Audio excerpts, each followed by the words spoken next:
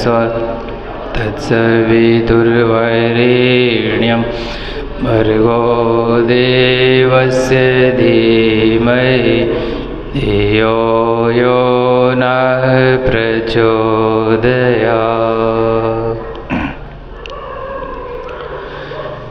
उपनिषद की प्रार्थना है, पीछे से दोहराएं। ओम तमसो मा ज्योतिर्गमय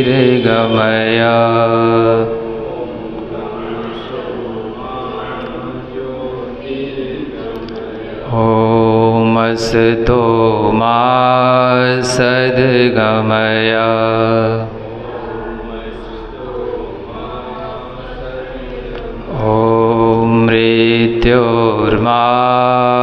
मृत्योर्मामृतं गमय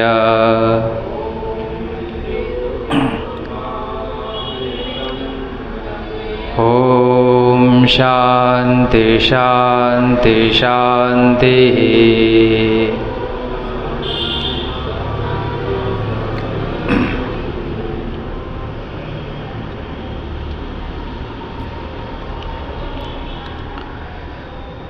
हम लोगों ने सर्वप्रथम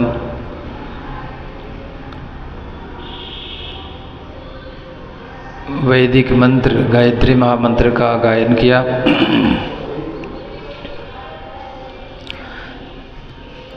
गायत्री महामंत्र के विषय में पूज्य गुरुदेव ने एक बड़ी सुंदर बात कही है गायत्री महाविज्ञान में। उन्होंने कहा है कि गायत्री महामंत्र मनुष्य के सर्वांगीण विकास की कुंजी है,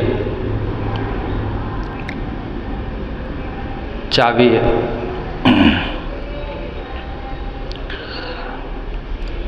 अगर मनुष्य विधि पूर्वक इस मंत्र की साधना करे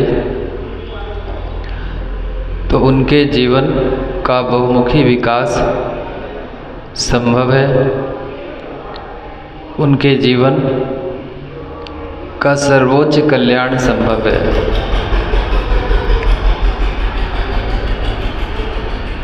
और इसकी व्याख्या में उन्होंने एक विज्ञान सम्मत तथ्य का उद्घाटन किया। पूज्यवर कहते हैं कि गायत्री महामंत्र में जो 24 अक्षर हैं, उन 24 अक्षरों के उच्चारण मात्र से हमारे शरीर के अंदर विद्यमान 24 मर्मस्थलों 24 ग्रंथियों पर एक सकारात्मक प्रभाव पड़ता है, उनका जागरण होता है, जिनके कारण उनके भीतर छिपी हुई शक्तियाँ सिद्धियाँ प्रकट होने लगती हैं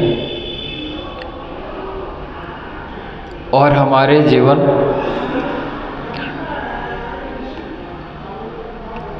का विकास प्रारंभ होने लगता है।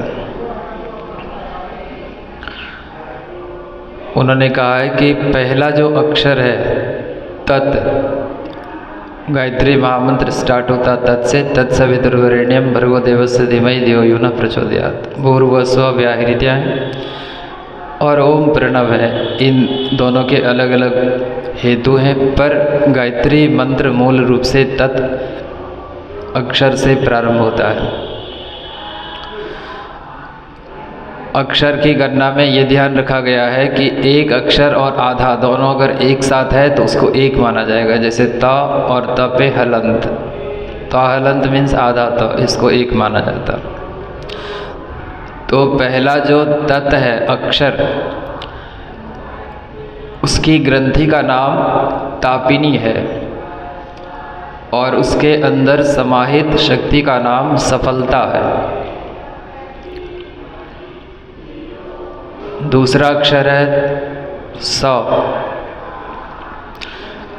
और इसकी ग्रंथि का नाम, इससे संबद्ध, इससे प्रभावित ग्रंथि का नाम सफला है और उसमें छिपी हुई शक्ति का नाम पराक्रम है।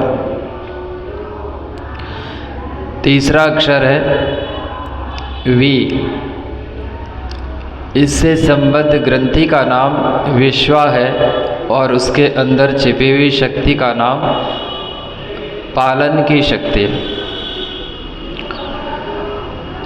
चौथा अक्षर है तुर। इससे संबद्ध ग्रंथि का नाम तुष्टि है और इसमें छिपी हुई शक्ति का नाम कल्याण है। पांचवा अक्षर है व।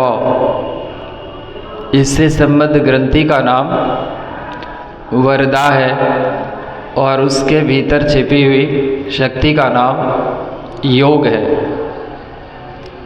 व की ग्रंथि वरदा और छिपी हुई शक्ति योग। अगला अक्षर रे है। इससे रेवती नामक ग्रंथि प्रभावित होती है और उनमें जो छिपी हुई शक्ति है वो प्रेम है। तत्सवितुर्वरे। रे तक आ चुके हम लोग। आगे है णी। उससे संबद्ध ग्रंथि का नाम सूक्ष्मा है और उसमें व्याप्त शक्ति का नाम धन है। अगला अक्षर है यम। इससे संबद्ध ग्रंथि का नाम ज्ञाना है और उसमें छिपी हुई शक्ति का नाम तेज है। तत्सवितुर्वरेण्यम। अगला अक्षर भर है और उसकी ग्रंथि का नाम भर्गा और छिपी हुई शक्ति का नाम रक्षा, डिफेंस। अगला अक्षर गो है। संबद्ध ग्रंथि गोमती और उसमें विद्यमान शक्ति बुद्धि। भर्गो दे। अगला अक्षर दे है। संबद्ध ग्रंथि देविका और उसमें व्याप्त शक्ति का नाम दमन। भर्गो दे। अगला अक्षर है व और इससे संबद्ध ग्रंथि का नाम वराही और व्याप्त शक्ति का नाम निष्ठा। तत्सवितुर्वरेण्यम भर्गो दे व। अगला अक्षर है स्य। इससे संबद्ध ग्रंथि का नाम सिंगिनी और व्याप्त शक्ति का नाम धारणा यानी रिटेंशन। भर्गो देवस से आ गया। अगला अक्षर है धी। धा दीर्घिकार धी। इससे संबद्ध ग्रंथि का नाम ध्याना और उसमें विद्यमान शक्ति का नाम प्राण यानी लाइफ फोर्स। अगला अक्षर है म और इससे संबद्ध ग्रंथि का नाम मर्यादा और उसमें व्याप्त शक्ति का नाम संयम। भर्गो देवस्य धीमहि हा हरस्वी। इससे संबद्ध ग्रंथि का नाम स्फुटा और व्याप्त शक्ति का नाम तप। अगला अक्षर है ध हरस्वीकार धी। इससे संबद्ध ग्रंथि का नाम मेधा और उसमें व्याप्त शक्ति का नाम दूरदर्शिता, फार साइटेडनेस। अगला जो अक्षर है वो है यो, धियो और उससे संबद्ध ग्रंथि जो हमारे शरीर के अंदर विद्यमान है उसका नाम है योग माया और उसमें जो व्याप्त शक्ति है उसका नाम है जागृति, अवेयरनेस, अलर्टनेस, जागरूकता। एक बार पुनः जो अगला अक्षर है वो भी है यो पर इससे संबद्ध ग्रंथि का नाम है योगिनी और उसमें व्याप्त शक्ति का नाम है उत्पादन, प्रोडक्शन, क्रिएशन यानी क्रिएटिविटी। अगला अक्षर है न। इससे संबद्ध ग्रंथि का नाम धारिणी और इसमें विद्यमान शक्ति का नाम सरसता, सरसता यानी संवेदना।